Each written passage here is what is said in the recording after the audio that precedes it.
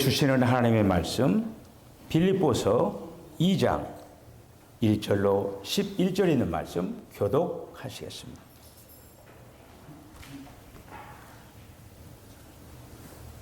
그러므로 그리스도 안에 무슨 권면이나 사랑의 무슨 위로나 성령의 무슨 교제나 긍휼이나 자비가 있거든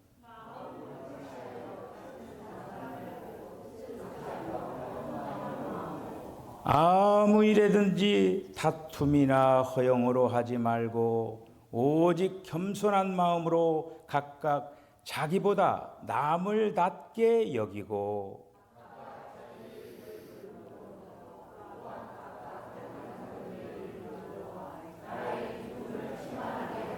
너희 안에 이 마음을 품으라. 곧 그리스도 예수의 마음이니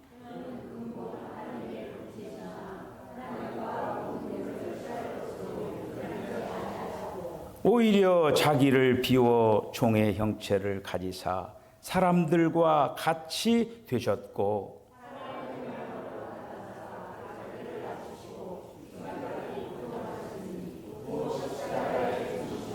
이러므로 하나님이 그를 지극히 높여 모든 이름 위에 뛰어난 이름을 주사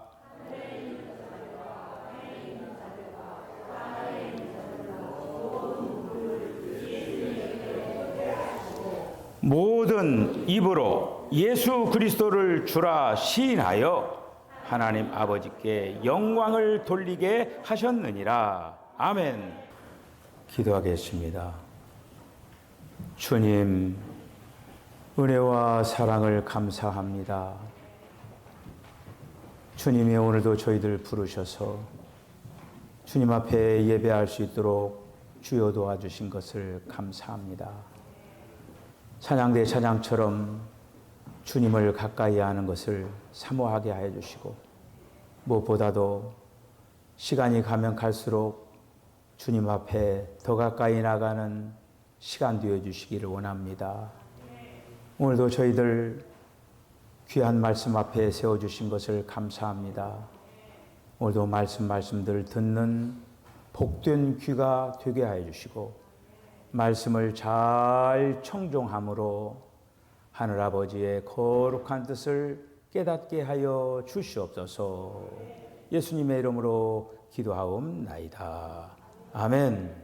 할렐루야. 여러분 안에 주님의 평강이 함께 하시기를 바랍니다. 우리 안에 평강이 있다라고 하는 것이 복이에요. 예수님이 부활을 하셔서 골방에 숨어있는 그 제자들을 찾아서 이렇게 말씀을 하셨습니다. 너희에게 평강이 있을지어다. 여러분들 마음속에 주님이 주신 이 평강이 늘 함께 하시기를 바랍니다. 여러분 어떻습니까? 신앙생활 하면서 어렵고 힘든 순간들이 어떤 순간들이었습니까? 여러 가지로 얘기할 수가 있죠. 주님 앞에 간절히 구하고 찾고 두드리는데 주님께서 왜 나의 기도를 들어주시지 않을까 하면서 고민하고 힘들 때도 있고 삶의 현장 가운데서 우리들이 삶을 살아가면서 그 삶의 그 무거운 그 짐, 무게 때문에 또 힘들어하기도 하고 그런데 저는 더 힘들게 하는 요소가 있다고 생각해요. 힘들게 하는 요소가 뭘까? 인간관계가 아닐까? 사람과의 관계. 우리가 주님께서 짝지어 주신 부부간에 얼마나 가깝고 얼마나 좋은 사이입니까? 그 관계가 힘들면은 참 살맛 안 나겠죠. 공동체 안에서 마찬가지죠. 공동체 안에서도 우리가 이제 특별히 한 주님을 섬기면서 우리의 생각으로 인하여서 또 어떤 갈등 관계에 빚어진다라고 하면은 그것 또한 힘든 그러한 부분이라고 볼 수가 이렇게 있습니다.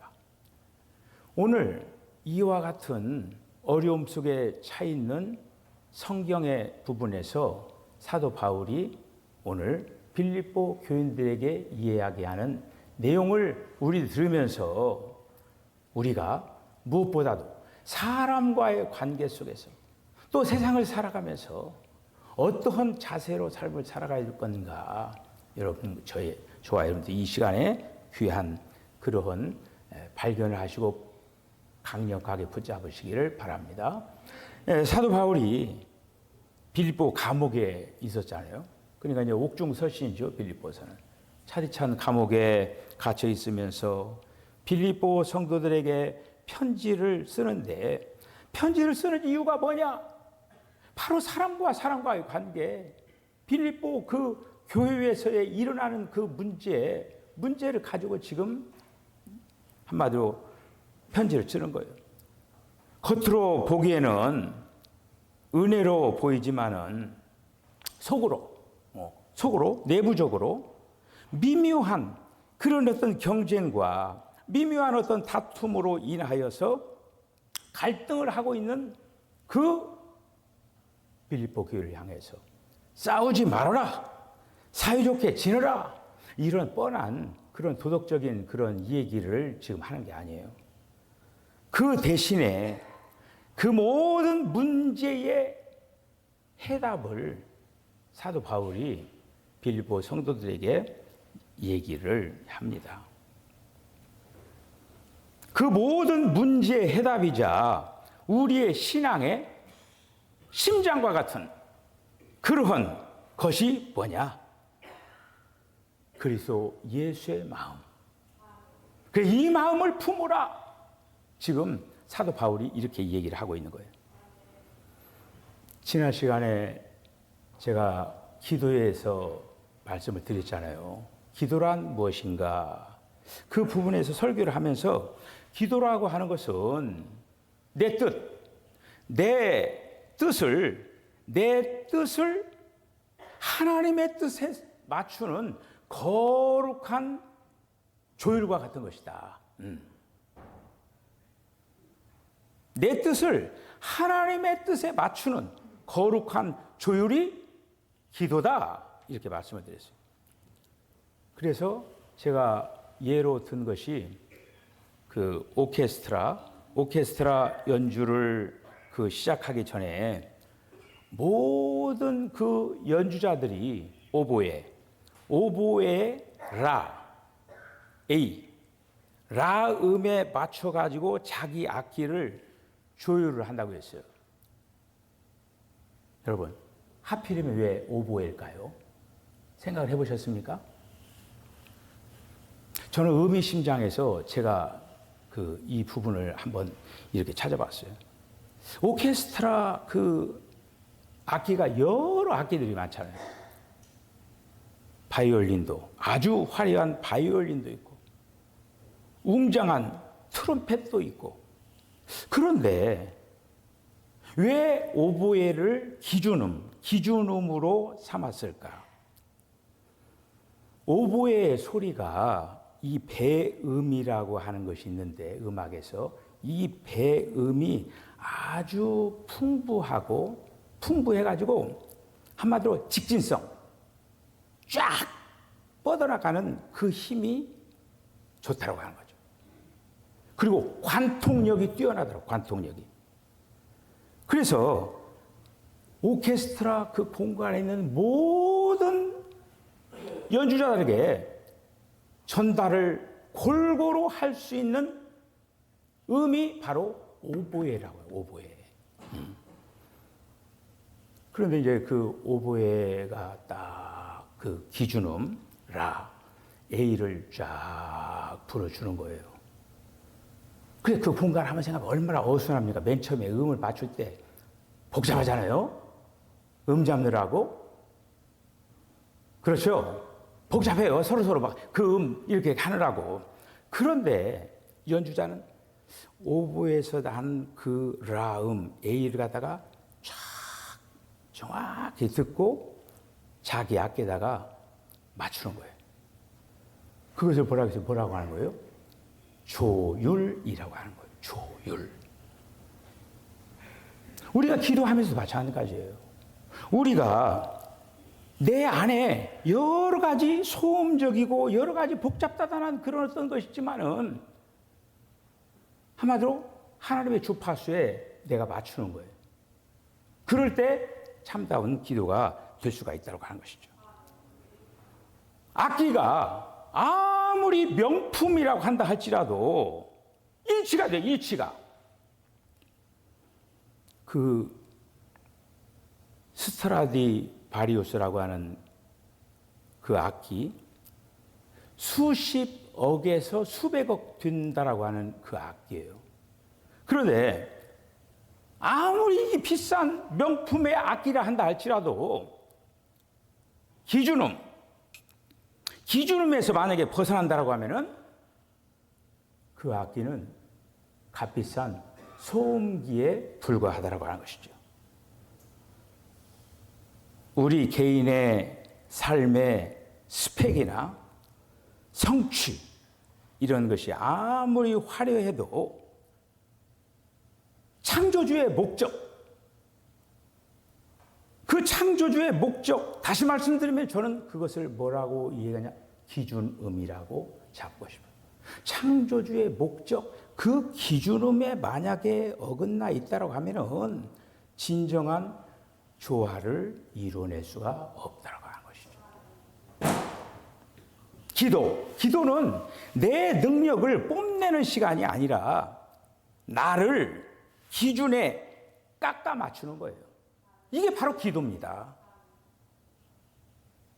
그 음악에서 불협화음이라고 있잖아요.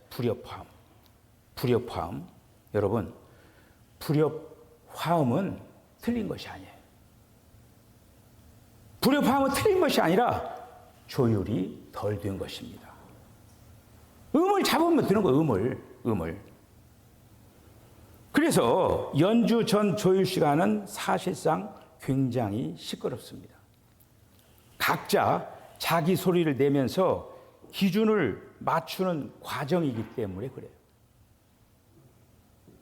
우리의 어떤 공동체에서도 마찬가지예요.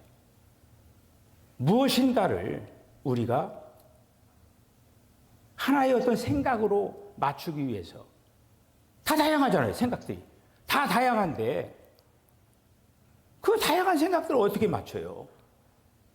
오케스트라가 오보에 라, A음에다가 맞추듯이 우리가 하나님께서 원하시는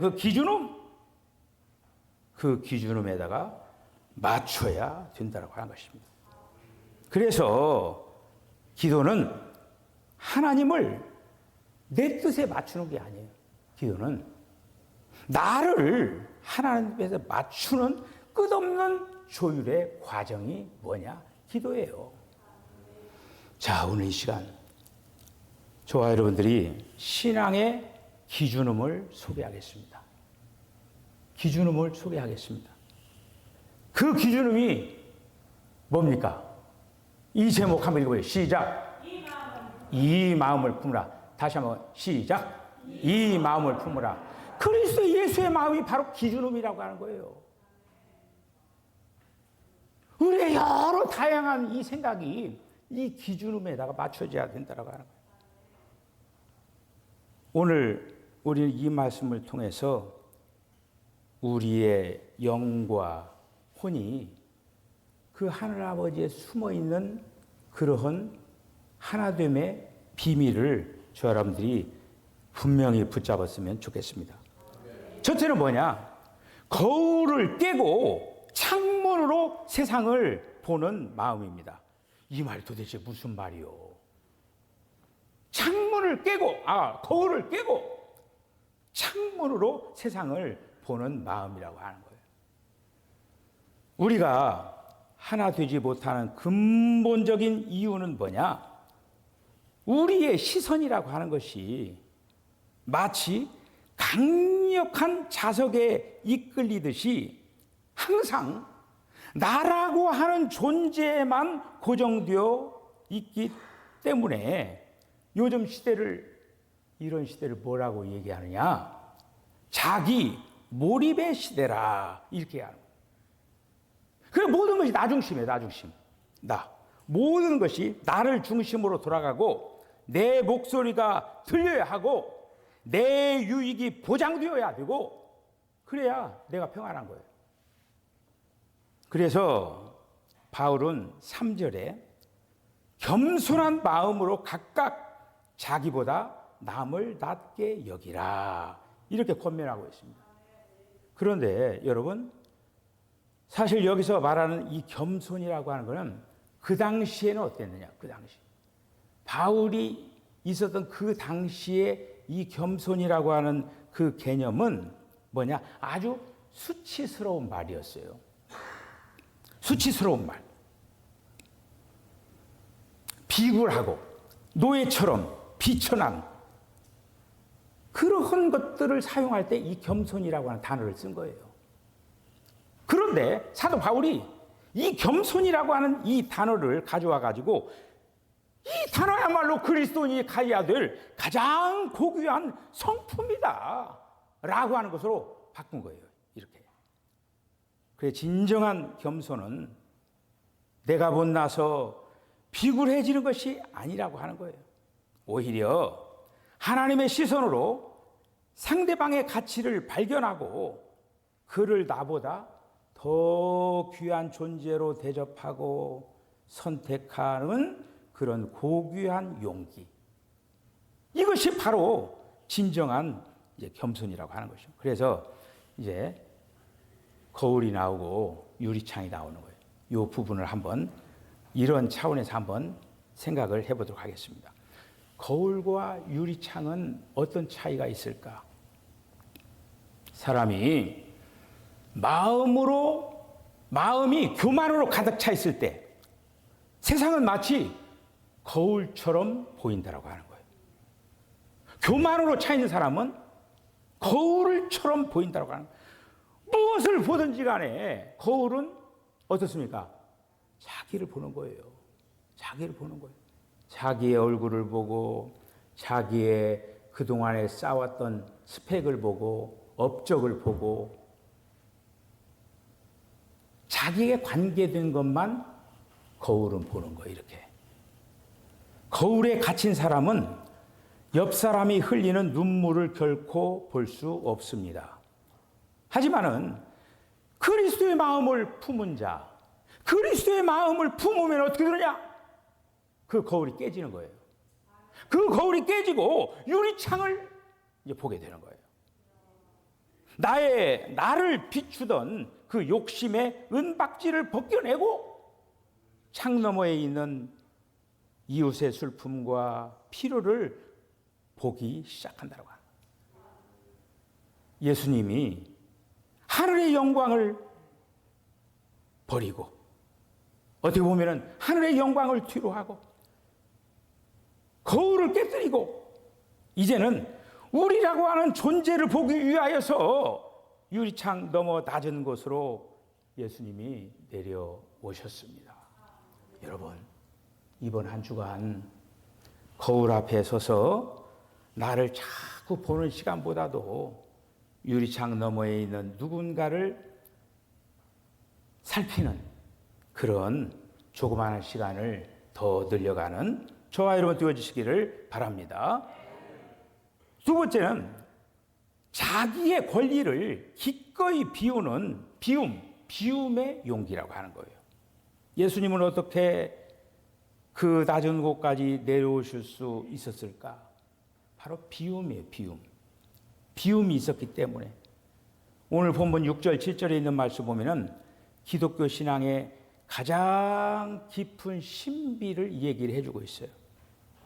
예수님은 본래 하나님과 똑같은 그러한 본질을 가지고 계신 분이에요.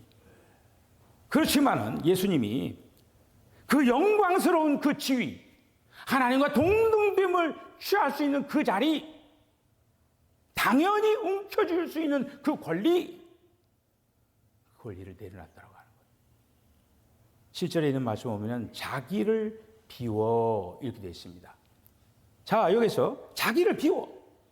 원어로 들어가서 이렇게 보면은 그 얘기 뭐냐면 그릇 안에 가득 차 있는 모든 것들을 하나도 남김없이 다 쏟아버리는 거. 이게 바로 자기를 비워 이런 뜻이에요. 그렇다고 해서 예수님이 신성을 잃어버리셨다라고 하는 것이 아니에요. 우리를 너무나 사랑하셨기에 하나님으로서 마땅히 누려야 할 그 특권과 하나님께 마땅히 누릴 그 능력을 우리의 구원을 위하여서 잠시 접어두고 이 모든 것들을 다 접어버렸다고 하는 거예요. 비움의 끝은 어디일까? 예수님의 비움의 끝은 어디 있냐면요. 어디예요? 십자가를 지시는 거였어요. 십자가를 지고 죽는 거였어요. 그게 자기를 온전히 비우는 끝이에요. 가장 수치스러운 형벌인 십자가에서 목숨을 내려놓는 것, 이것이 예수님의 비움의 끝이었습니다. 비움의 마음을 잘 보여주는 사람이 있습니다. 그 사람이 누구냐? 현대 선교의 아버지라고 말하는 윌리엄 캐리라고 하는 사람입니다. 근데 이 윌리엄 캐리라고 하는 사람은 아주 가난한 집에서 태어난 거예요. 그 가난한 집안에서 태어나가지고 교육도 받지도 못하고 구두 닦으면서 인생을 살아가는 거예요. 그러면서 그냥 구두만 닦는 것이 아니라 그는 하나님을 믿는 사람이었기 때문에 하나님을 향한 그 뜨거운 그 어떤 열정이 있었던 거예요. 그래서 그가 독학을 하는 거예요. 독학을 해서 무려 7개 국어를 마스터하는 거예요. 인도 선교사로 나가서 수많은 성경을 번역하고 인도의 사회 악습을 폐지하는 등 위대한 업적을 남깁니다. 그가 선교를 해서 이름을 날리고 노년에 접어들었을 때 한 고위 관리들이 모인 만찬회에 초대를 받았습니다. 그 자리에서 그 관리들이 윌리엄 캐리를 아주 낮추는 그런 무례한 행동을 하는 거예요. 다시 막 깎아 내려, 막 완전히 그냥 내리는 거예요. 이제. 어떻게 얘기했느냐? 초대해놓고 지금 이렇게 얘기를 한 거예요.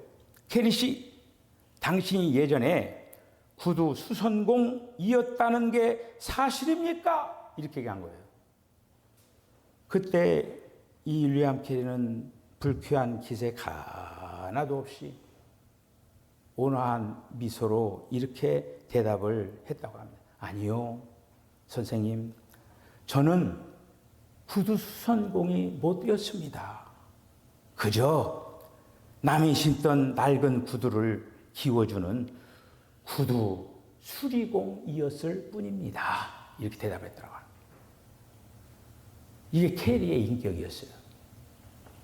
사랑하는 성도 여러분, 왜 이 윌리엄 캐리의 이 말이 그렇게 감동을 줄 것인가? 그는 사실 선교사로서 많은 업적이 있는 사람이에요.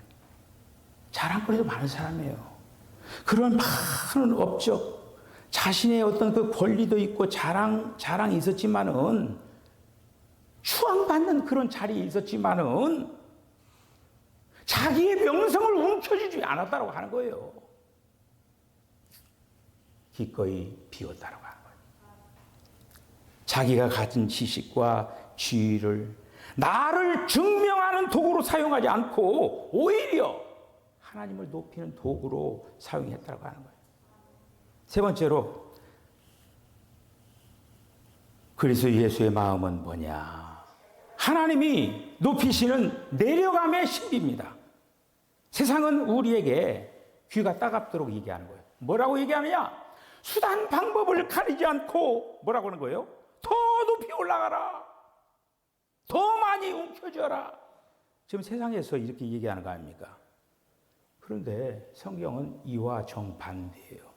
하강의 법칙을 얘기합니다. 하강이 곧 상승이다.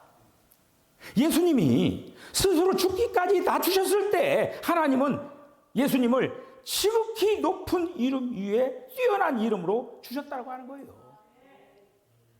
여기서 우리는 주목할 놀라운 사실이 하나가 있습니다.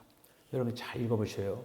빌립보서 2장 1절로 8절에는 주어가 뭐냐면은 예수님이에요. 그런데 9절로부터 주어가 바뀌는 거예요. 하나님입니다. 하나님으로 바뀌는 거예요. 여기에 바로 영적인 원리가 있는 거예요. 낮아지는 것은 우리가 해야 할 일이에요. 그리고 우리를 높이는 것은 하나님이 높이신다라고 하는 거예요. 할렐루야! 우리는 낮아지는 걸 하는 거예요. 낮아지는 거. 예수님은 낮아지기 위해서 마음과 정성을 다한 거예요. 그러나 하나님은 그 예수를 높이셨다라고 하는 거예요. 여러분, 우리가 스스로 높아지려고 애쓰면은 금방 미천이 드러나가지고 추락합니다. 하나님이 높여주시면 그 누구도 우리를 흔들 수가 없는 거예요. 하나님은 낮아지신 예수님께 어떤 이름을 줬느냐? 주라고 하는 이름을 준 거예요. 주, 로드. 그 이름을 주신 거예요. 너는 주다, 주. 만왕의 왕이요, 만주의 주가 주신 게 한 거예요. 할렐루야. 이게 뭐냐? 낮아짐의 한마디로 속에서 하나님께 주시는 상승, 이거를 보여주고 있는 그림이에요. 소금. 우리는 소금의 원리를 생각을 해요. 소금이 어떻습니까? 소금이 알갱이가 있잖아요. 알갱이가 남아있을 때 소금의 존재가 가장 뚜렷합니다. 그런데 소금이 진짜 제 가치를 발휘하려면 어떻게 해야 됩니까? 녹아야 돼요.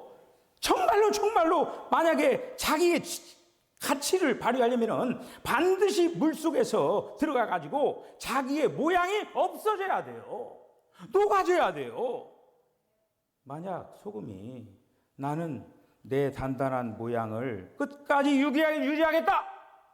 만약 이렇게 고집한다라고 하면은 녹지 않는다라고 하면은 국물도 싱거워지고 그 소금은 그저 거슬리는 돌덩이처럼 버려지는 것이죠.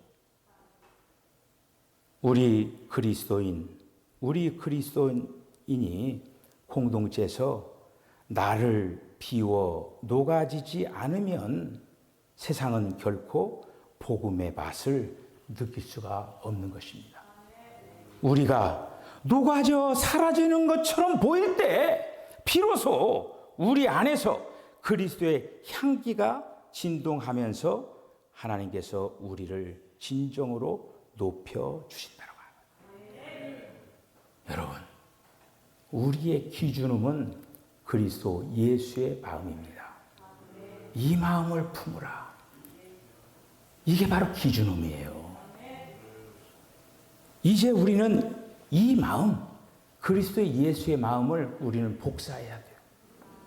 사랑하는 성도 여러분, 빌립보서 2장에 있는 이 말씀은 내려감의 미학이 있어요. 그래서 5절에 이 마음을 품으라. 여기서 품는다고 하는 것은 단순히 잠깐 착한 생각을 해보라고 하는 것이 아니에요. 잠깐 하라고 하는 것이 아니에요. 우리의 평소 사고방식, 가치관, 인생을 살아가는 그 태도 자체가 예수님과 이제 주파수가 맞아가지고 온전히 고정하라고 하는 얘기예요. 우리가 왜 겸손해야 되느냐? 단순히 성격 좋은 사람이 되기 위해서가 아닙니다. 이미 그리스도 안에서 우리가 받은 사랑과 은혜가 감당할 수 없을 만큼 크기 때문에 그러는 거예요. 여러분, 움켜쥐지 마시길 바랍니다. 여러분의 경험, 직분, 성과를 남을 판단하는 기득권으로 삼지 마시길 바랍니다. 두 번째, 의도적으로 비우시길 바랍니다. 의도적으로 비우시길 바랍니다. 타인을 위해서 내 권리를 기꺼이 포기할 줄 아는 고결한 용기를 내시길 바랍니다. 세 번째, 하나님의 때를 신뢰하시길 바랍니다. 여러분이 스스로 증명하려 애쓰지 않아도 하나님께서 가장 완벽한 때에 여러분을 높이시고 회복시켜 주실 줄로 믿습니다. 교회의 진정한 일치. 교회의 진정한 회복, 우리가 똑똑해서 되는 게 아니에요. 똑똑한 사람이 있어서 되는 게 아니에요. 우리 모두가 각자의 십자가를 지고 그리스도의 낮아짐 속에서 기꺼이 걸어갈 때에 거기에 바로 완성이 있는 거예요. 거기에 바로 일치가 있는 거예요. 이번 한 주간 우리의 모든 삶 가운데서 이 문장을 기억하셨으면 좋을 것 같습니다. 예수님이라면은 어떻게 하셨을까? 이 문장을 가지고 한 주간의 삶을 묵상하면서 예수님이 낮은 곳으로 흘러가면서 하늘아버지의 영광을 드러낸 것처럼 한 주간의 삶을 그렇게 감당하는 저와 여러분 다 되어주시기를 주의 이름으로 축복합니다. 기도하겠습니다. 주님, 은혜와 사랑을 감사합니다. 우리 주님이 저희들 사랑하여 주시고 오늘도 예수님을 통하여서 우리들이 예수님의 마음을 본받을 수 있는 귀한 은혜를 더하여 주신 것을 감사합니다. 나의 어떠함이 내려지게 하여 주시고 주님의 마음으로 아름답게 저희들이 조성되기를 원합니다. 그래야 삶의 현장 가운데서 내가 드러나는 것이 아니라 주님을 드러내는 우리 모두가 되게 하여 주시옵소서. 예수님의 거룩하신 이름으로 기도하옵나이다. 아멘. 지금은 우리 주님 예수 그리스도의 거룩하신 은혜와 하나님 아버지의 극진하신 사랑과 성령의 감동 감화 교통하심이 악기들은 오부의 지음에 바치듯이 우리 사람들은 주님 예수의 마음에 이제 그 기준음에 맞춰야 될 줄로 믿습니다. 그 기준음에 맞춰 삶을 살아가겠다라고 결단하는 우리 사랑하는 성도 10년과 가정과 기업과 저들의 삶 가운데 지금부터 영원까지 함께 하시기를 간절히 축원하옵나이다. 아멘.